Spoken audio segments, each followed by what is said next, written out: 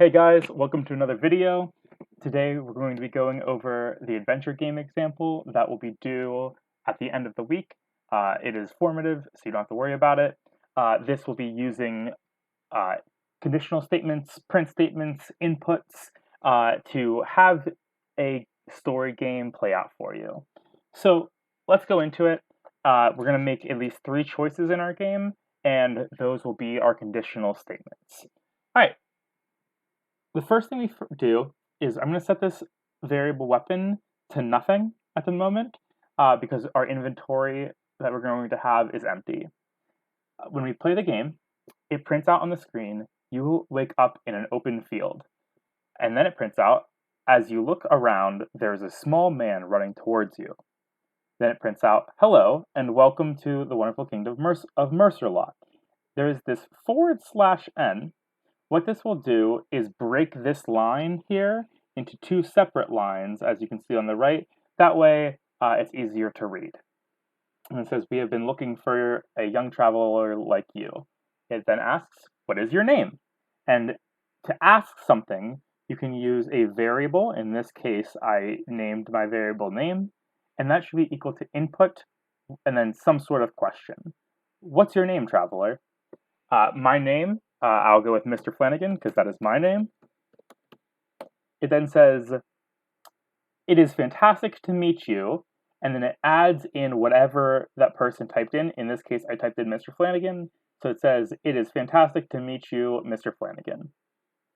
And then it says, are you willing to take on the dangerous quest to defeat the evil dragon? Yes or no. Again, this is an input statement right here on line 9. So do I want to face the dragon? Yes or no? I'm feeling adventurous today, so I'll type in yes. So this is the first real question that is going to happen in our game. There should be at least 3 questions every time you play the game. What this will do is create 8 different endings for your game. That way, the person playing the game can create their own story. And then it says, fantastic. I will give you a choice of equipment to slay the foul beast. That is on line 11, and that's going to happen as long as you type in lowercase yes or uppercase yes. It will then, on line 13, he says he will take you to the local store, and then asks a question. What is the weapon of choice to fight the dragon? A sword or a bow?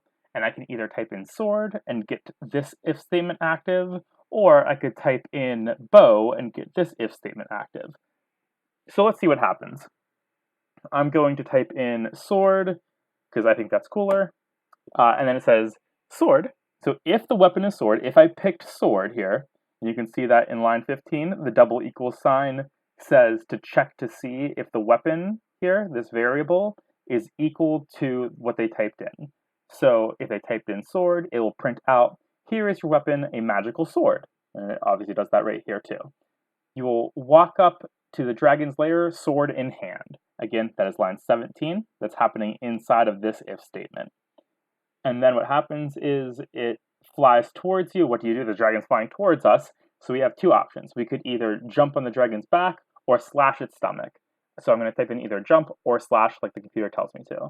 In this case, I'm going to say jump. And it says, you jump on the dragon and convince it not to attack the town. There's no more questions. That's going to end the program because, as you can see, it says if attack equals jump. So if I'm saying I'm going to jump, it says you jump on the dragon and convince it not to attack the town. That's all well and good. Now I have saved the town and befriended the dragon. If you type in no, and all of this code will activate, and we'll see what can happen when we play the game again. So I typed in yes and gave one of the story ending. So let's type in a different name for us. Let's say I am Kim. So then, it's fantastic to meet you, Kim. Are you willing to take on a dangerous quest to defeat the evil dragon? This time, no, I don't think so. So then it says, that is too bad. I will just take you to the town and find you a place to stay. Would you like to stay in the inn or purchase a house? Let's say I want to stay in the inn. It says, I walk into the local inn, you pay for the room, and sit next to some friendly elves. Let's play a game. The elf deals you a card. It is a 10 of hearts. You will win if your card is better than your opponent's. If you win, you get the inn for free. If you lose, you have to leave. Oh, this is interesting. Should we play yes or no? And this is just a risk if you want to take that or not. I'm pretty risky right now, so let's say yes, I would like to play the game. I say yes, but they play the King of Hearts and I lose. That's rough. So I'm going to be forced to leave the town forever, and I've lost the game. And that's okay. It's just a game I can play again. There should be 8 different endings in your game. I just want to go over some of the more detailed codes right here. So, big thing here is that there's these conditional statements right here. If quest is equal to yes, if weapon is equal to sword, if attack is equal to slash. There's 3 different if statements, 3 different conditional statements inside of each other. This is called a nested if statement. If you think about what a Russian nesting doll is, it's when you can put one doll inside of another, and it performs a large toy.